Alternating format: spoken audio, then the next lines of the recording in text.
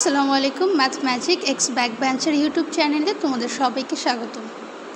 আজকে আমরা মূলত দেখতে যাচ্ছি তোমাদের বাংলাদেশের ইতিহাস ও বিশ্ব সভ্যতা অধ্যায়ে ওই যে বিশ্ব সভ্যতা নামটা আছে ওই রিলেটেড অধ্যায় হচ্ছে তোমাদের দ্বিতীয় অধ্যায়।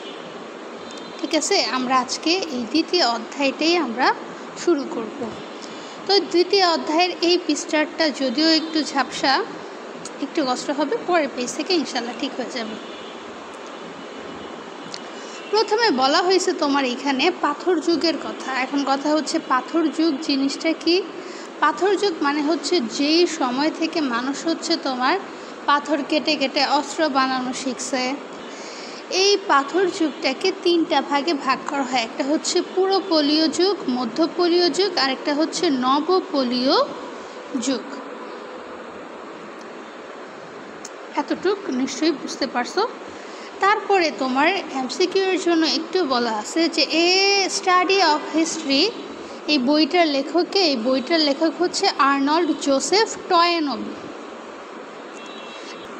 তো প্রথমে যেই টপিকটা আছে এটা হচ্ছে মেসোপটেমীয় সভ্যতা। তো এই সভ্যতার শুরু কোথায়? শুরু হচ্ছে খ্রিস্টপূর্ব 5000 অব্দে। এখন খ্রিস্টপূর্ব মানে কি? আমাদের যিনি আছেন যে ঈসা আলাইহিসসালাম, এই যে ঈসা আলাইহিসসালামকে খ্রিস্টানরা বলে হচ্ছে তোমার যিশু। এই যিশুর জন্ম যেই সাল থেকে, সেই সাল থেকেই তোমার হচ্ছে সাল গণনা করা শুরু হয়। তো এই খ্রিস্টপূর্ব মানে হচ্ছে ঈসা আলাইহিসসালামের জন্মের 5000 বছর আগে হচ্ছে তোমার মেসোপটেমীয় সভ্যতার শুরু হয়েছে। তারপরে কি বলছে? এই যে মেসোপটেমীয় কথাটা, এই যে মেসোপটেমীয়কে দুইটা ওয়ার্ডে ভাগ করা যায়। একটা হচ্ছে মেসোস আর একটা হচ্ছে পটমাস। মেসোস অর্থ হচ্ছে মধ্যবর্তী, আর পটমাস অর্থ বোঝায় হচ্ছে তোমার নদী। তাহলে টোটাল মেসোপটেমীয় অর্থটা কি দাঁড়ালো? মেসোপটেমীয় অর্থ হচ্ছে দুই নদীর মধ্যবর্তী ভূমি। এখন এই দুইটা কোন কোন নদী? দজলা আর ফোরাত বা টাইগ্রিস বা ইউফ্রেটাস। ঠিক আছে, তার মানে দজলার ইংরেজি হচ্ছে টাইগ্রিস, ফোরাতের ইংরেজি হচ্ছে ইউফ্রেটাস।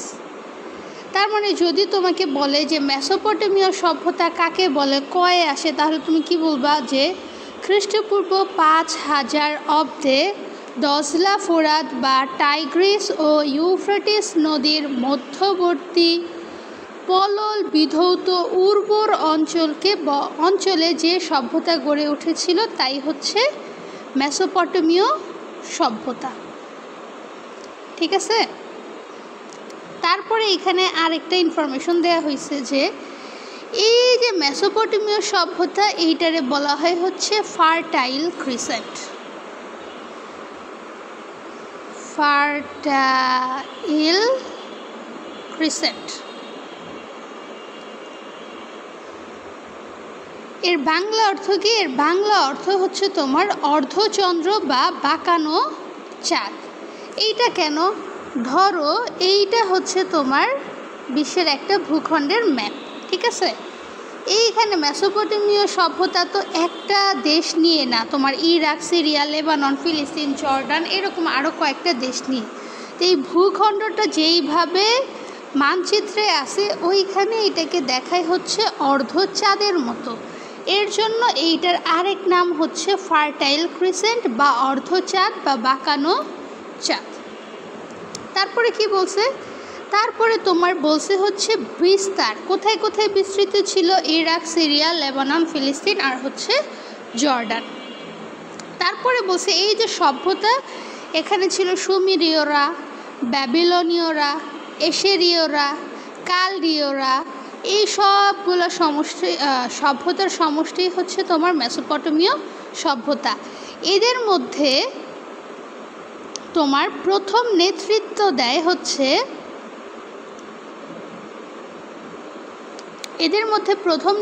দেয় হচ্ছে তোমার সুমেরীয় সভ্যতার মানুষেরা। তারপরে কি বলছে? তারপরে বলছে হচ্ছে তোমার এইটা হচ্ছে জায়গার নাম ওয়ারকাতে হচ্ছে তোমার মৃৎশিল্প বানানো হতো। এই মৃৎ মানে হচ্ছে মাটি, শিল্প মানে তো কোনো শিল্প। তাইলে ওয়ারকাতে যে একটা জায়গার নাম ছিল ওখানে হচ্ছে মৃৎশিল্প বানানো হতো। ইউবেদ, ইউরুক এগুলো হচ্ছে জায়গার নাম। ইরেচে হচ্ছে জনবসতি অঞ্চল গড়ে তুলছিল। ইউবেদে যেইটা সুমেরীয়, তোমার ইরেচে সেইটা হচ্ছে সেমেটিক।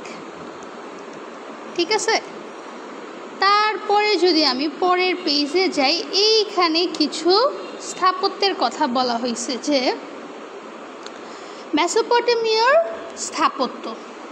স্থাপত্যগুলো কি কি। প্রথমে বলছে ইউরুটের জিগুরাট বা শ্বেত মন্দির পাহাড় সদৃশ। ঠিক আছে, এইটা হচ্ছে তোমাদের জন্য ইম্পর্টেন্ট। কয়ের জন্য ইম্পর্ট্যান্ট, খ প্লাস হচ্ছে শর্ট কোয়েশ্চেনের জন্য ইম্পর্ট্যান্ট। এখন আমি তোমাকে এটা একটু বোঝাই। ঠিক আছে, তো এখানে কি বলছে, ইউরুটের জিগুরাট ব্র্যাকেটে দেওয়া হচ্ছে শ্বেত মন্দির। শ্বেত মন্দির আমরা শ্বেত মানে কি জানি, শ্বেত মানে হচ্ছে সাদা। ঠিক আছে, আর কৃষ্ণ মানে হচ্ছে কালো।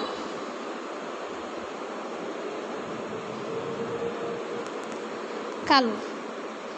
তো এইখানে এইটা বলার কারণ হচ্ছে এই যে জিগুরাট মন্দিরকে কেন শ্বেত মন্দির বলা হয় বা পাহাড় সদৃশ বলা হয়, এর কারণ হচ্ছে ধরো এই যে এইটা একটা পাহাড়।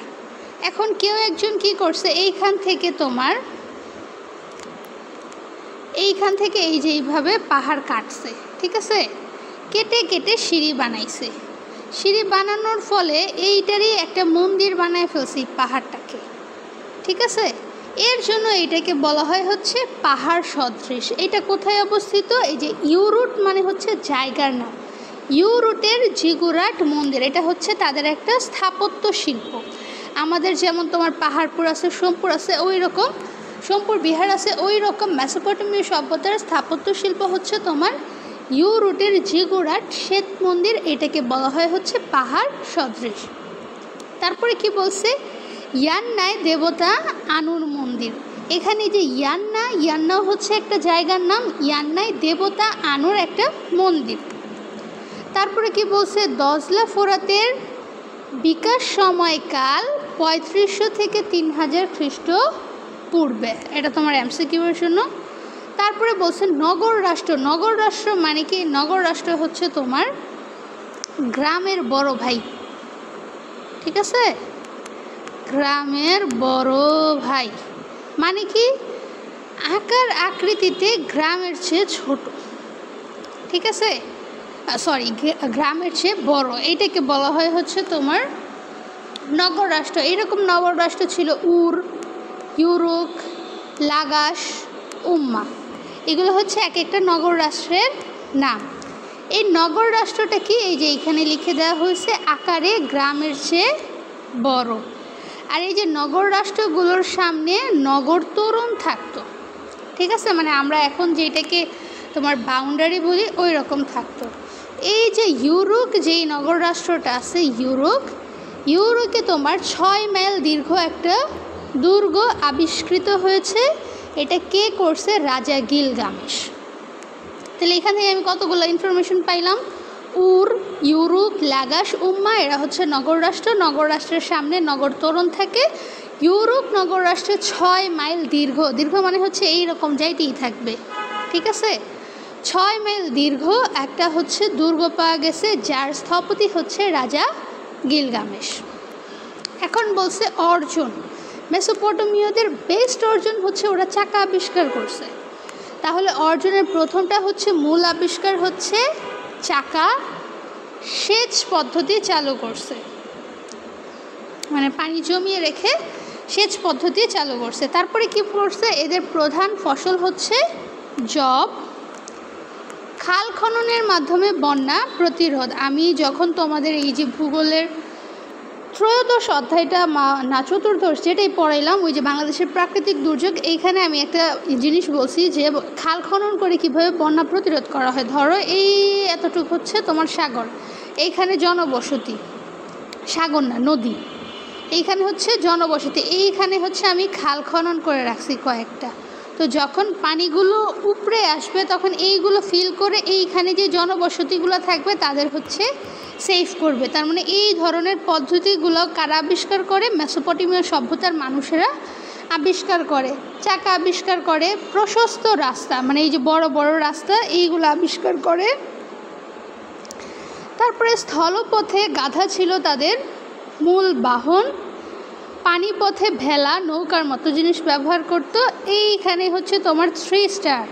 ওরা কোন ভাষায় কথা বলতো? সেমিটিক ভাষায় কথা বলতো। আর ওদের একটা মহাকাব্য আবিষ্কৃত হয়েছে, মহাকাব্যের নাম হচ্ছে গিলগামেশ। ঠিক আছে। তারপরে কি?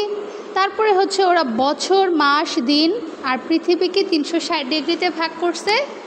আর ওরা হচ্ছে 3500 বছর আগেই কাচের ব্যবহার শুরু করছে। তারপরে কি বলছে যে সিপার দুর্গে হাম্বুরাবি আইন।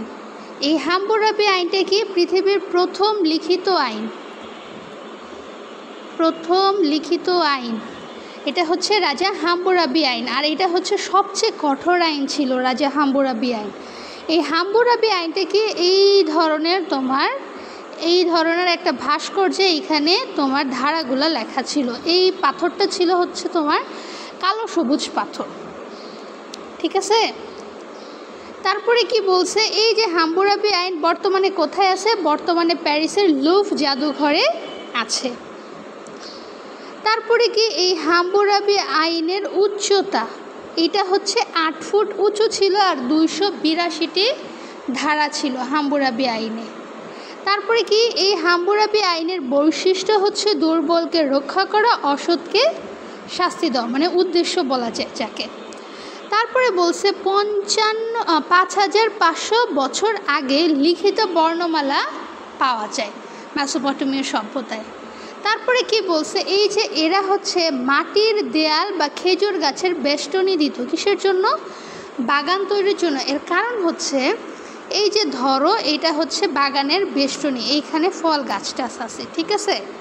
এখন আমি যদি কোনো বেষ্টনী না দিই, তৃণভোজী যারা আছে মানে যারা সবুজ পাতা খায়, যে গরু ছাগল, এরা হচ্ছে তোমার সবগুলো নষ্ট করে ফেলবে খেয়ে।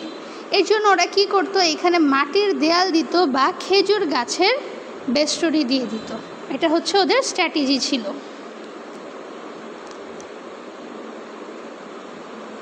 তারপরে কি? এরা হচ্ছে নাস্তিক ছিল। ঠিক আছে। এরা হচ্ছে নাস্তিক। একটা সভ্যতাই পাবা যারা হচ্ছে নাস্তিক ছিল, আর ম্যাক্সিমাম সভ্যতাই তোমার আস্তিক ছিল, ধর্মে বিশ্বাসী ছিল, সৃষ্টিকর্তায় বিশ্বাসী ছিল। তবে জিগুরাট মন্দির ছিল দেখতে পাহাড়ের মতো, পাহাড় সদৃশ শ্বেত মন্দির। এখানে কয়েকটা দেবতার নাম বলছে, এইগুলো অত ইম্পর্টেন্ট না, তাও জাস্ট রিড আউটের জন্য জেনে নিবে। সূর্য দেবতা শামাস, বৃষ্টি বাতাস বন্যার দেবতা এনপিল, পানির দেবতা এনকি, প্রেম দেবী ইনান্না বা ইস্তার, প্লেগ রোগের দেবতা নার্গাল। আর এদের পুরোহিত হচ্ছে পাতিজি ধর্মের ছিল এবং এরাই হচ্ছে এই পাতিজি ধর্মটা পরিচালনা করতেন। এই পর্যন্তই। সবাই ভালো থাকবে। আসসালামু আলাইকুম, ফি আমানিল্লাহ।